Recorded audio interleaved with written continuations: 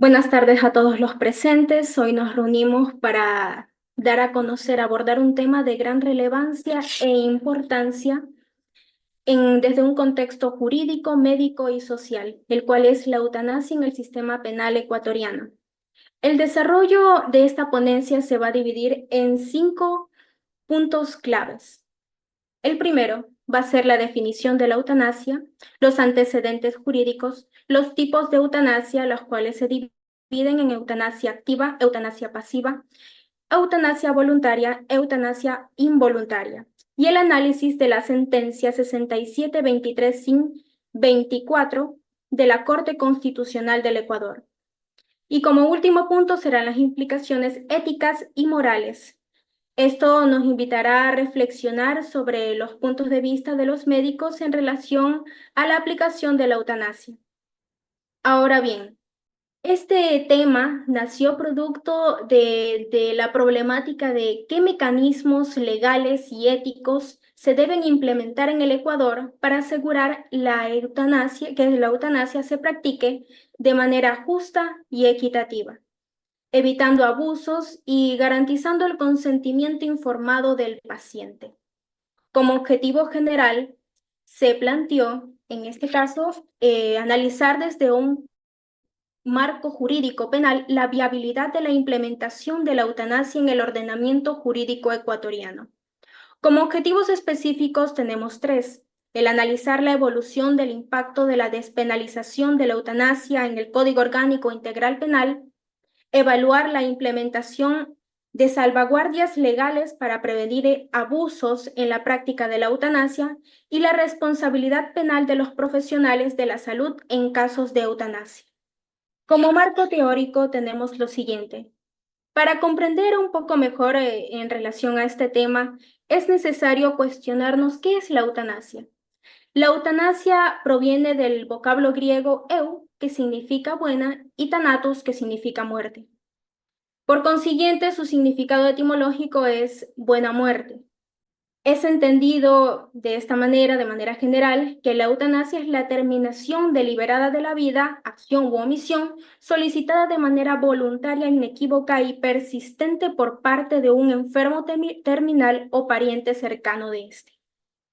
Por otra parte, también tenemos que la eutanasia fue acuñado este término en 1623 por Francis Bacon, quien lo encontró en un libro que se llamaba Historia Vitae Mortis.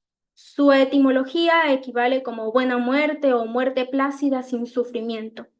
Bacon afirmaba que, si bien los médicos devolvían la salud, también tenían que mitigar los dolores.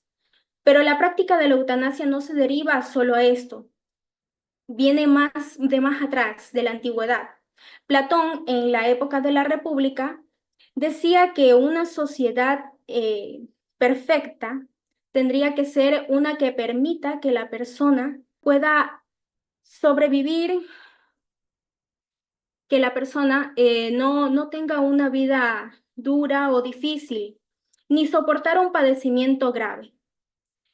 Por otra parte, tenemos que en 1903 en Estados Unidos, 1.200 médicos firman una solicitud de eutanasia para enfermos incurables, pero esta fue rechazada, al igual que en el Reino Unido en 1936 y 1947 se pidió la legalización de la eutanasia, pero esta también fue denegada. Cabe destacar que en 1948, en la época nazi, la eutanasia fue sentenciada, catalogada como un acto aberrante a la dignidad del ser humano, debido a que esta era practicada con el objetivo de eliminar a 1.000 personas que ellos consideraban como de baja casta. Desde ahí fue catalogada de esta manera. Por otra parte, en 1994 los Países Bajos fueron el primer país en el mundo en legalizar la eutanasia y el suicidio asistido por un médico, con la introducción de una legislación preliminar, que esta se dio en 1994, seguida de una ley completa en 2002. La eutanasia. La definición: en la actualidad, la Organización Mundial de la Salud califica la eutanasia como el acto deliberado de poner fin a la vida a petición propia de la persona o de algún familiar. Cabe destacar que esta debe demostrar que tiene una enfermedad incurable o una lesión irreversible. Los tipos de eutanasia. Existen, en este caso, 4 tipos de eutanasia. Tenemos la eutanasia activa, la cual se da mediante la acción.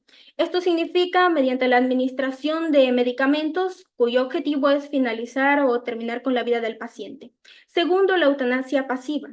La eutanasia pasiva es cuando la muerte es el resultado de la omisión o la interrupción de medicamentos.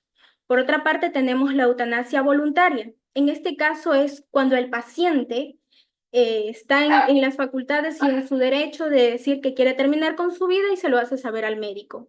Tenemos la eutanasia no voluntaria, que es cuando un tercero, usualmente en este caso un familiar, toma la decisión por el paciente para consentir, en este caso, la aprobación de la eutanasia. Otro punto interesante a tratar, aparte de los tipos de eutanasia, y más adelante trataremos lo de las implicaciones éticas y morales, es en cuanto al panorama internacional. Países como Holanda, Colombia, España, Bélgica, Luxemburgo, Canadá y Nueva Zelanda han reconocido el derecho a la eutanasia. En el Ecuador, la eutanasia ha cobrado más relevancia a partir de la sentencia 6723-24 de la Corte Constitucional del Ecuador, en donde Paola Roldán buscó el reconocimiento de la eutanasia para pacientes con esclerosis lateral amiotrófica. Este caso ha generado un profundo debate en el país sobre si es correcto aplicar la eutanasia o esto realmente vulnera los derechos de la persona. Eso es lo que trato de buscar en este tema, que es las implicaciones éticas y morales.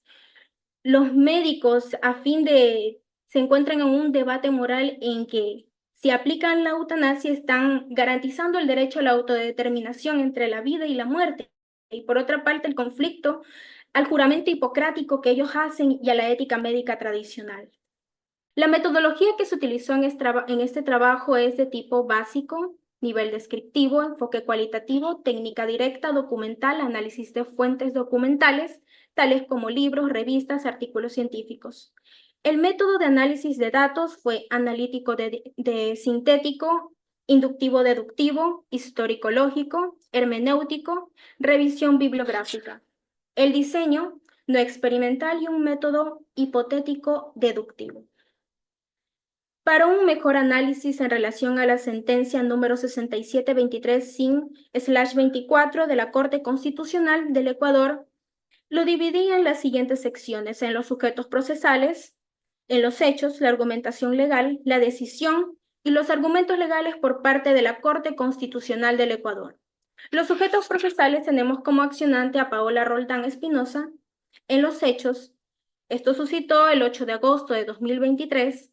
Paola Roldán, que sufría de esclerosis lateral amiotrófica, presentó una demanda de inconstitucionalidad condicionada en el artículo 144 del Código Orgánico Integral Penal, el cual se refiere al delito de homicidio y tiene una pena de 10 a 13 años en este caso. Los argumentos legales que planteó la parte, en este caso accionante, Paola Roldán, por parte de su abogado, fue que la norma infringe los derechos a la dignidad humana, al fomento de la autonomía y al derecho a morir dignamente, los cuales se encuentran estipulados en el artículo 66, numeral 3 y 5, y el artículo 83, numeral 5. La decisión de la Corte Constitucional resolvió primero declarar la constitucionalidad condicionada del artículo 144 del Código Orgánico Integral Penal, pero se realizaron las siguientes reformas. Una de ellas fue, en este caso, la aceptación de la eutanasia activa bajo las siguientes condiciones, claro. Primero, el paciente debe consentir de forma libre e inequívoca que quiere someterse a este tratamiento, en este caso la eutanasia, dar por fin a su vida. En segundo, el paciente debe padecer una enfermedad incurable o una lesión irreversible que cause sufrimiento intenso. Y tercero, el procedimiento debe ser realizado por un médico. Los argumentos legales que utilizó en este caso la Corte Constitucional fue el artículo 66, numeral 2 y 5, derecho a una vida digna, artículo 35, derecho a las personas y grupos de atención prioritaria. Por otra parte, como resultados y discusión, me atrevo a señalar algunos puntos controversiales que se encuentran en la sentencia. Primero, la sentencia presenta algunas lagunas jurídicas, las cuales son, la sentencia no concreta ni desarrolla que es una lesión grave o irreversible o en qué tipo de lesión puede acarrear o utilizarse la eutanasia. No lo especifica, deja ese vacío y se puede tomar para diversas interpretaciones. Segundo, el peligro de que la persona acceda a la eutanasia en contra de su voluntad. Existe ese riesgo. Y por último fue esto de las reformas al artículo 144 del Código Orgánico Integral Penal. En este caso se declaró la constitucionalidad condicionada respecto a la eutanasia y segundo, la creación del reglamento para la aplicación de procedimientos de la eutanasia voluntaria y avoluntaria.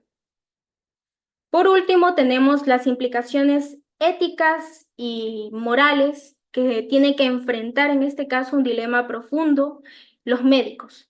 Muchos eligen acogerse al derecho de objeción de conciencia. Este es un mecanismo legal que les permite rechazar a la participación de estos procedimientos, ya sea por razones éticas o religiosas.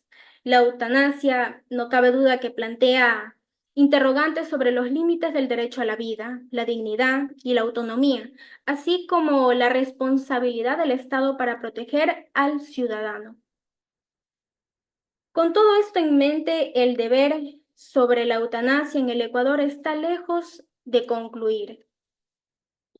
No cabe duda que esta reforma al artículo 144 del Código Orgánico Integral Penal es un hito en la legislación ecuatoriana. Nos invita a reflexionar sobre el equilibrio entre el derecho a la vida y el derecho a morir dignamente. Es nuestra responsabilidad como sociedad garantizar que estas decisiones se tomen con el máximo respeto por la dignidad humana y la autonomía personal. Mi profundo agradecimiento a la Red Iberoamericana de Investigadores Académicos y a todas las personas e instituciones que han hecho posible esta presentación. Finalmente, agradezco a nuestra audiencia por su tiempo y atención el día de hoy. Espero que esta información haya sido informativa y útil. Gracias a todos.